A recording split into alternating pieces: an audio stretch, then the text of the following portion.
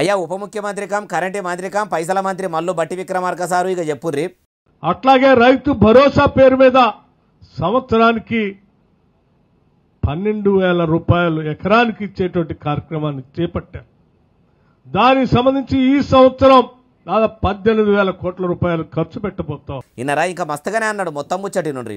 భూమి లేని నిరుపేద కుటుంబాలకి ప్రతి కుటుంబానికి సంవత్సరానికి 12,000 రూపాయలు వారికి ఇంటికి ఇచ్చేటువంటి కార్యక్రమాన్ని కూడా చేపట్టాం. ఇందిరమ్మ ఆత్మీయ భరోసా పేరు మీద. అయ్యా మల్లు సారు మీరన్నట్టే అన్నదాతలకు రైతు భరోసా పథకం కింద ఎన్ని ఎకరాల లోపు రైతులకు ఎంత పైకం వేసినరో కూడా చెప్తే మంచిగుడు కదా సారు.